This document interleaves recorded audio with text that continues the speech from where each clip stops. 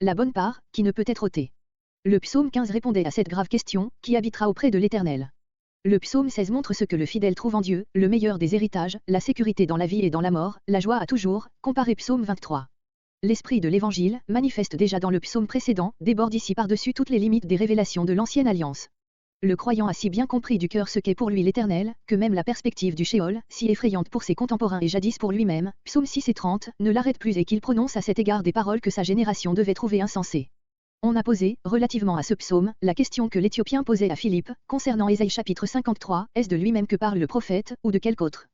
Acte 8.34, c'est bien de David qu'il est question et non du Messie, mais de David uni à Dieu et parlant de la douceur et des privilèges de cette union en des termes si élevés, qu'ils ne se sont pleinement réalisés que dans la personne du Saint parfait, de ce Saint que le psalmiste voit venir comme descendant de sa race, ainsi que le dit Pierre, acte 2.29-31. De Litz fait observer que tous les signes auxquels se reconnaissent les psaumes davidiques se trouvent ici réunis, pensée jaillissant avec force et se pressant en foule, langage parfois dur, audacieux jusqu'à la violence, puis s'apaisant soudain en un mouvement harmonieux, quoique toujours rapide, forme grammaticale archaïque et ne se retrouvant que dans d'autres psaumes de David, pensées et mots remontant, par leur origine, jusqu'aux éléments les plus indubitablement authentiques de la loi du Sinaï. La première partie du psaume expose quelle est la bonne part du fidèle, en opposition à celle des infidèles, versets 4 à 6.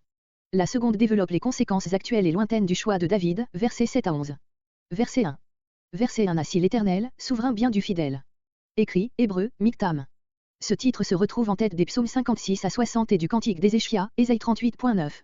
D'innombrables conjectures ont été faites au sujet de ce terme, que l'on a rapproché d'une racine arabe signifiant caché, on du mot hébreu désignant l'or, pour lui donner soit le sens de poème inédit ou profond, soit celui de paroles d'or, joyaux, on y a vu encore l'indication d'un accompagnement musical, discret, voilé. Une légère modification le rapproche du mot katabé, écrire. Je me suis réfugié.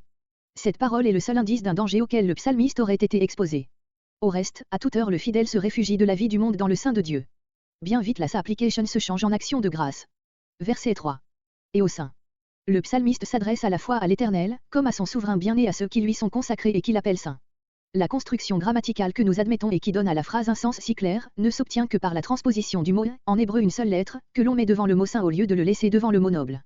Sans cette correction, admise par plusieurs exégètes, la phrase reste lourde et son sens difficile à saisir. Le nom de saint est donné à Israël, Exode 19.6, en sa qualité de peuple appartenant en propre à l'Éternel. David pense ici à ceux qui prennent au sérieux cette position d'élu de l'Éternel. Il reconnaît en eux la vraie supériorité que le vulgaire cherche partout ailleurs. Les nobles. On traduit aussi, les excellents, les hommes illustres. David donne ce titre à ceux qui en sont dignes devant Dieu. La gloire est le reflet de la sainteté. Du regard de l'esprit, le psalmiste la discerne chez les saints, à travers les voiles qui la cachent, mais qui disparaîtront tôt ou tard. Comparez Colossiens 3.3-4. Verset 4. Le psalmiste interrompt subitement son chant joyeux pour exprimer l'horreur dont il est saisi à la vue de ceux qui cherchent leur bonheur ailleurs qu'en Dieu. Nombreux, hébreux, nombreux seront leurs tourments, ils échangent, un autre. L'indignation se trahit ici par la concision presque énigmatique du langage. Dire, ils changent de Dieu, serait faire trop d'honneur aux idoles. Mais toute l'ingratitude et l'infidélité des Israélites idolâtres est stigmatisée par ce mot, un autre. Comparez Ésaïe 42.8, Ésaïe 48.11. Au reste le mot autre, si vaste et si général, désigne non seulement les idoles proprement dites, mais tout ce qui n'est pas le Dieu vivant. Saint Paul fait en quelque sorte la traduction évangélique de cette parole de notre psaume, lorsqu'il dit, ce qui m'était autrefois un gain, je l'ai regardé comme une perte, et je regarde toute chose comme une perte, pourvu que je gagne Christ. Philippiens 3.7-8, Philippiens 3.10. Les tourments réservés aux infidèles contrastent avec la gloire des hommes pieux, verset 3. Leur libation de sang. C'était toujours du vin que païens et israélites répandaient dans leur libation, mais ce vin qui n'est pas consacré à l'Éternel fait au psalmiste l'effet de sang. D'ailleurs les mains qui le répandent sont criminelles. Les noms qu'il invoque. La loi interdisait de prononcer les noms des faux dieux, Exode 23.13. Verset 5. Après la parenthèse du verset 4, le cantique reprend son cours. L'Éternel. C'est le seul nom que le psalmiste connaisse. Ma part d'héritage. Allusion aux promesses faites aux Lévites. N'ayant pas reçu, comme les autres tribus, de territoire en Canaan. Il vivait des dons faits à l'Éternel, Nombre 18.20-23. Le psalmiste prend le sens spirituel de cette promesse, pour se l'appliquer. Sa richesse, sa joie, le breuvage qui restaure son âme, est en Dieu, c'est là une possession qui ne peut lui être ôtée, Luc 10.42. Comparez Psaume 73.25-28, Lamentation 3.24. Verset 6. Les cours d'eau. Le psalmiste continue l'image du verset 5. Diverses parts d'un domaine sont mesurées au cordeau. Il parcourt du regard celle qui lui est échue. Oui, je vois, littéralement, oui, mon héritage est beau pour moi, à mes yeux. Verset 7. Verset 7 à 11 Les conséquences du choix du fidèle. Mon conseil. Il est étrange qu'il soit si difficile à l'homme de choisir une part aussi excellente que celle dont parle le psalmiste. C'est là une preuve de la puissance de séduction avec laquelle l'esprit de mensonge agit dans le monde. Il ne faut rien moins, pour déterminer le bon choix, qu'un conseil divin, qui n'est pas une pression irrésistible, mais qui sollicite l'homme à se tourner vers Dieu. Remarquons que l'Éternel est à la fois le conseiller, le donateur et l'héritage lui-même. Mérin. Cette expression est sans doute employée ici, comme au psaume 7.10, pour désigner le siège des affections et des dispositions qui tiennent plus de la vie instinctive que du raisonnement. Comparez psaume 73.21, proverbe 23.16. Les impressions confuses qui peu à peu se transforment en pensées et en résolutions, poussent David à louer l'Éternel pour le choix qu'il lui a fait faire. Verset 9. L'être humain tout entier, le cœur, l'âme et le corps, trouve en Dieu sécurité, repose et vie. Le cœur, ce qu'il y a de plus intime en l'homme, la source de sa vie morale, correspond à l'esprit dans la parole de saint Paul, que tout ce qui est en vous, l'esprit, l'âme et le corps, soit conservé irrépréhensible pour l'avènement de notre Seigneur Jésus-Christ, 1 Thessaloniciens 5.23.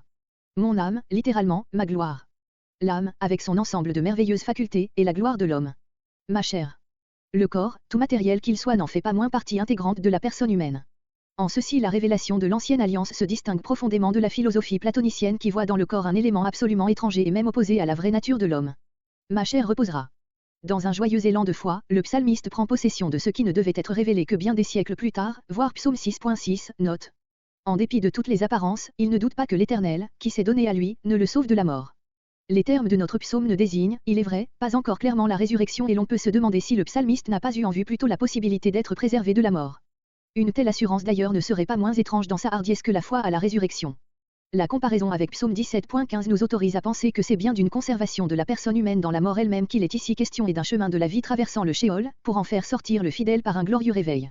Cet espoir a pu paraître déçu, mais la résurrection de Christ est venue lui donner une éclatante confirmation. Pleinement accomplie en la personne du Christ, fils de David, acte 2.29-32, cette parole le sera par Christ à l'égard de tous ceux qui l'ont attendu et qui croient en lui. Verset 10. Celui que tu aimes. Voir psaume 4.4, note. Le sépulcre, littéralement, la fosse. Les 70, suivis par acte 2.27, ont traduit par corruption. Sainteté et vie sont inséparables. Sainteté parfaite et corruption même momentanée sont incompatibles. Dieu est la source de la vie, au sein encore imparfaitement uni à lui, il accorde de délivrance imparfaite et parfois des guérisons momentanées, au sein parfaitement uni à lui, il donne la délivrance définitive de la mort par la résurrection.